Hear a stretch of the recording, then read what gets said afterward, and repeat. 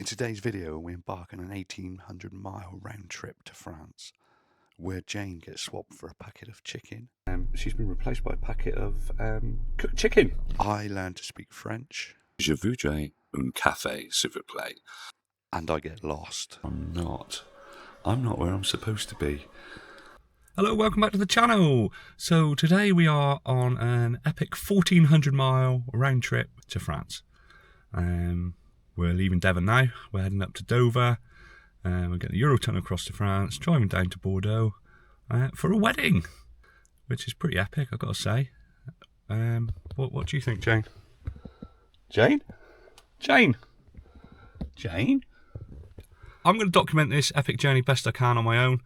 You're going to miss out on Jane's hidden gems and her fun facts. So yeah, you're stuck with me.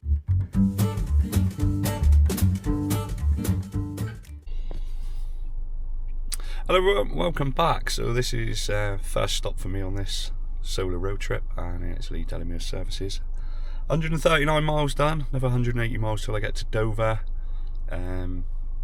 If you're liking this video, don't forget to look at our other videos, which are nothing like this video, and you will get the humour and the hidden facts from Jane. She's been replaced by a packet of cooked chicken.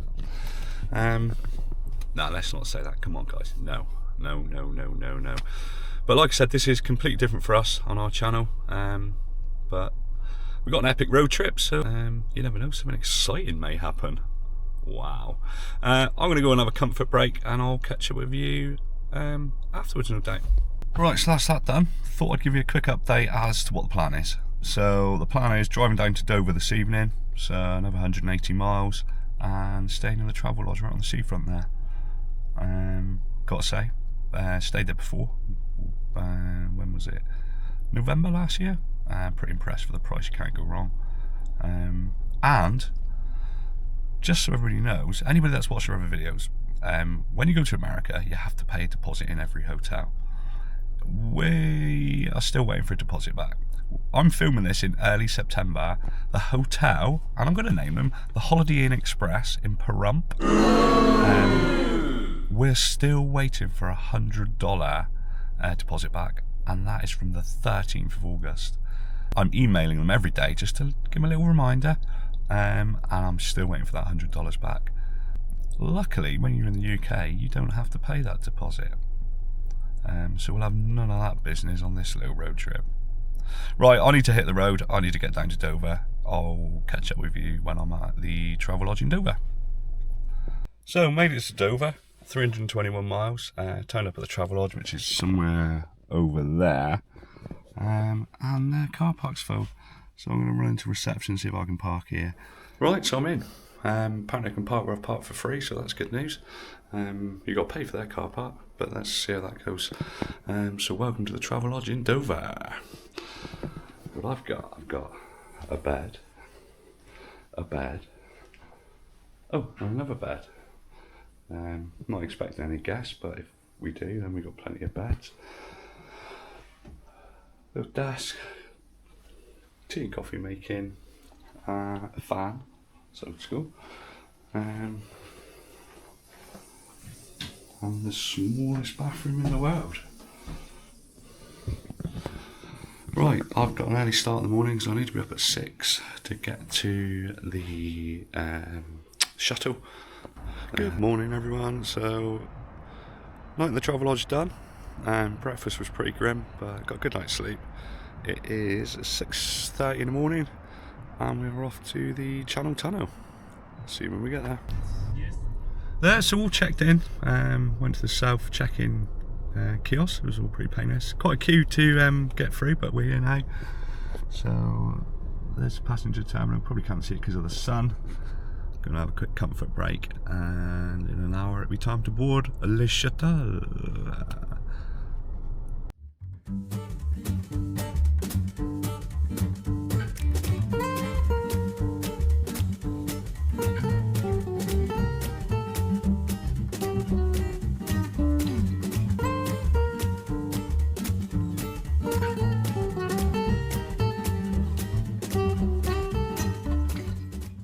So, as you probably saw, we are boarded. We are now on Le Shuttle. It's been a long time since I've taken the Channel Tunnel to France. We always try to take the ferry if we can. So yeah, a little bit different. Change it up a little bit. Next stop, Francais. Bonjour. Je voudrais un café, s'il vous plaît. That's the kind of mood I'm in.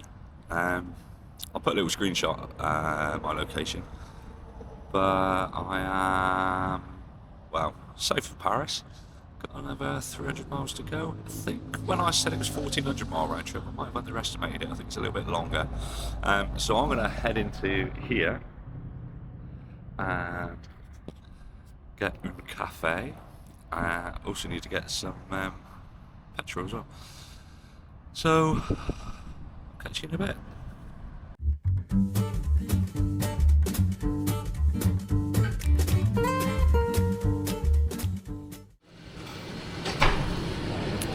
We got coffee, or shall I say cafe?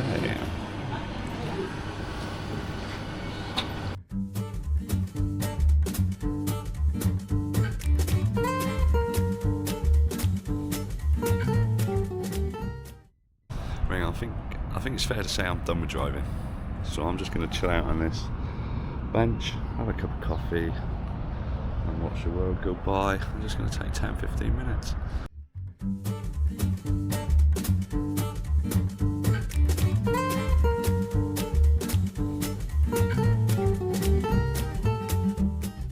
There, made it. Just over 850 miles. I've just had a lovely shower. I'm sat on the edge of my bed. Except for I'm not where I'm supposed to be.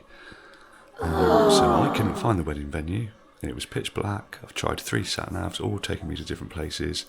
So I've had to abort.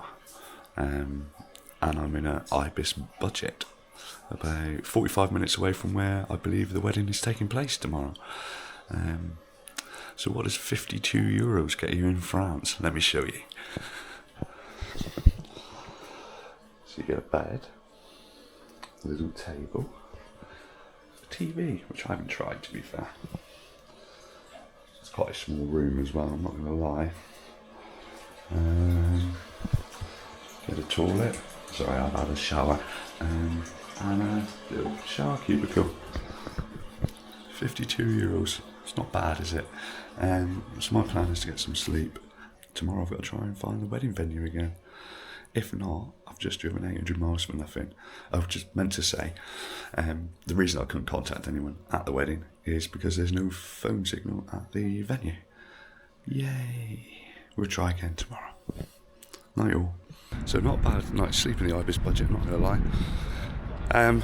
Been in touch with the people I'm meeting at the wedding, sending me their live location. I'm 45 minutes away. So I'm going to head there now. But what a glorious morning. Right, so I made it, finally. It's been a long time coming, this one, but we made it. So this is where I'm staying tonight.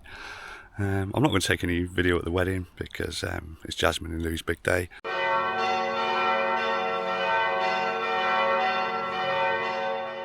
Morning everyone, so it is the day after the night before. Gotta say, what an absolutely fantastic wedding that was. Well worth the 960 mile drive.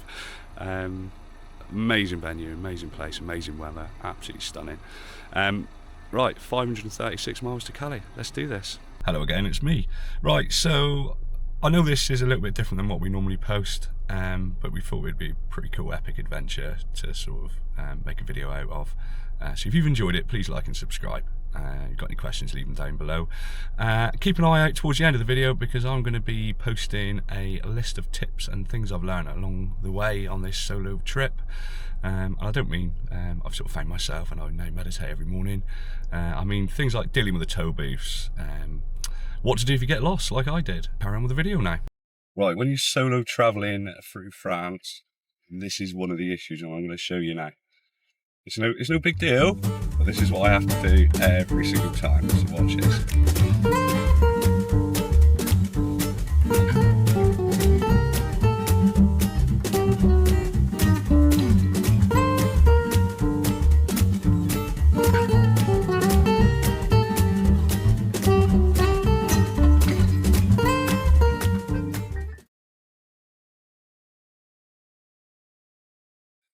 that's what you got to do. You got to get out every single tow booth because you can't reach across.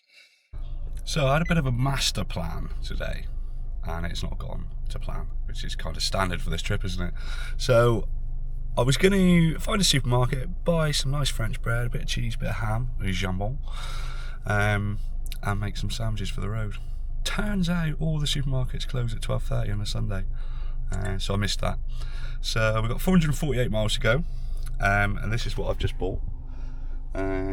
We've got cheese and ham and a chocolate milkshake. So that's going to keep me going for a little while, surely. It is so hot today as well. Got no aircon in the car, it's not working, and it is 30 degrees. So it is sticky.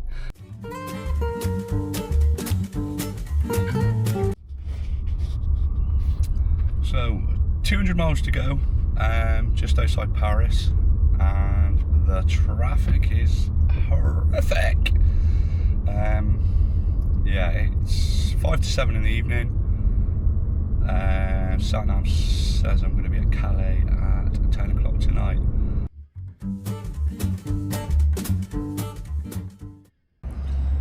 Right, so second stop of this trip north.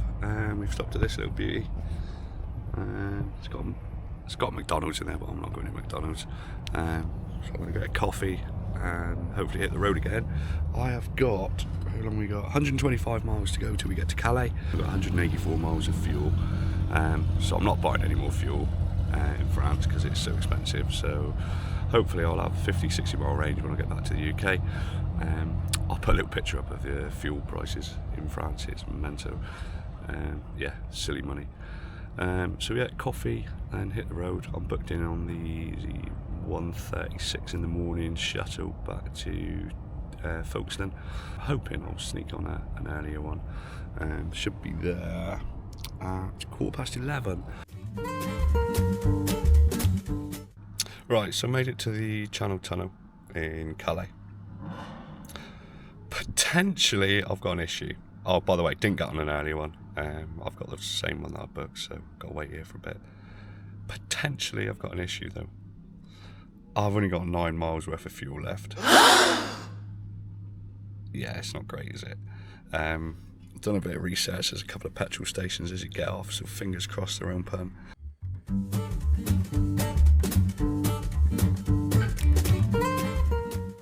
Good morning, everyone. So, what happened? Well, got off the Eurotunnel with 4 miles worth of fuel left. Hotel was like 15 miles away. Yeah, I made it. So as you get up the Eurotunnel, as you go down the sort of exit road, there's literally a petrol station a couple hundred meters after you get off the Eurotunnel. There's stuff like that. So topped up with fuel there, comes to the Premier Inn about 2 o'clock this morning.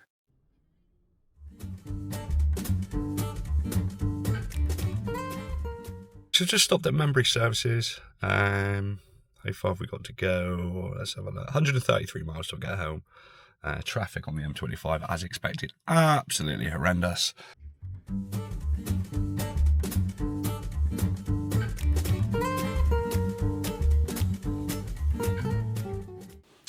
Right, so here we are, 133 miles later. Finally got home about 5:30 in the evening. Mileage just a shade under 1,800 miles. So yeah, pretty epic road trip, and it's fair to say I'm absolutely whacked. Now, I said I'd give you my top tips for travelling solo across Europe when you're driving. So tip number 1 is make sure you got a decent playlist. I had a few podcasts to listen to. I had loads and loads of music downloaded on my Spotify. I think that was a 20-hour drive in total. It's always good to have a good sing-along while you're driving along on your own, isn't it? Tip number 2. Road trip snacks. Now, I went to Aldi before I left Plymouth to head to Dover and got a carry bag full of snacks. Try to stay healthy, but doesn't always work out, does it? So make sure you've got loads of snacks because you can't beat a little bit of boredom eating when you're driving. Tip number 3, toll booths. If you're going to do a lot of travelling in France, you're going to hit a lot of toll booths. Now, I'm not going to lie, I was a little bit stressed out about this before I left, and I came up with all sorts of wacky ideas. I was going to use the selfie stick, I was going to reach across. Just chill out. When you get there, pull into the lane that you're going to pull into. handbrake on, get out of the car, stroll around to the machine and do what you got to do. No one got irate with me. No one seemed to get moody at all. So as I walked back to the car, just give them a little wave, thank you. Back in the car, no stress whatsoever. So if anyone's worried about doing that, absolutely fine. Tip number 4, maps. Make sure you got all your maps downloaded on your phone. I've got sat-nav in the car. The map's a little bit outdated on it, maybe for Europe. So as at one point I was using 3 different mapping systems to try and find my destination, all giving me different routes. Top tip would be stick to one. There was one point when I was driving down through near Paris and I was alternating between Apple Maps and the sat-nav in the car. It just gets confusing. Tip number 5. If you're driving in France and you see a speed camera warning, it generally means there's a camera shortly after that sign. It's not like England where the speed camera signs everywhere and you don't really know where the camera's going to be. If you see the sign, there's going to be a camera. Now the next tip is one where I failed. Get phone numbers of the people you're meeting.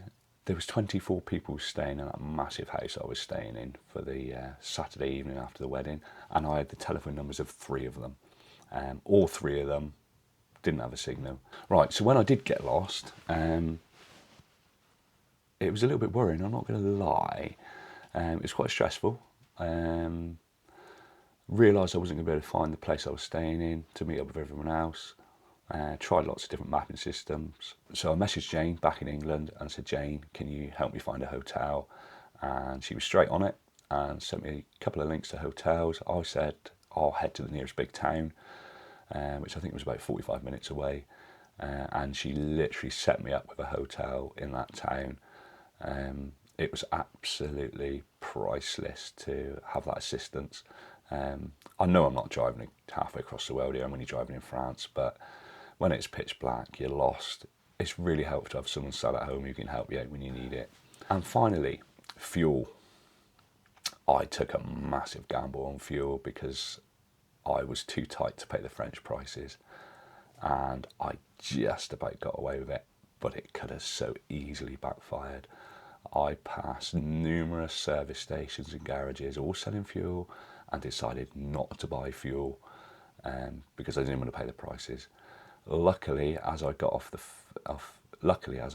the tunnel on the English end, as you come out of the exit road, there's an Esso station right there. If it hadn't have been there, I would have been in a world of pain. So if you get the opportunity, even if I just topped up 10, 15 pounds worth of fuel, if you get that opportunity, take it, because that was the most stressful part of the trip for me. When I got onto that train with 4 miles left of fuel, although I did a little bit of research to see there were service stations as you get off, I wasn't convinced they were going to be open, and I would have been done for. So I'd like to thank you all for watching the video. It's been a tiring one, I'll give you that. Not sure I'd go that epic again on a weekend trip, just under 1,800 miles. But if you could like and subscribe, that would be amazing. Watch some of our other videos. We've got a series where we are doing an American West Coast road trip at the moment. The other thing I needed to mention was I had a question. Obviously, we live in Plymouth, and somebody said, why don't you just get the ferry from Plymouth to Roscoff? Now, I originally went to book that ferry before we went to America, and it was quite reasonably priced, and there was cabins available. I didn't want to commit to paying the money before we went to America, so when we got back, right, need to get this ferry sorted for the France trip. However, when I went to book it, not only had it got really expensive, standard, there was no cabins left. Now, I've done the Plymouth Roscoff trip without a cabin before, and it's a 6.5 hour crossing, overnight crossing, and it's horrific without a cabin. You can book one of those reclining chairs for, I think it's £5. Awful. So that's the reason why I didn't do Plymouth Roscoff on this trip.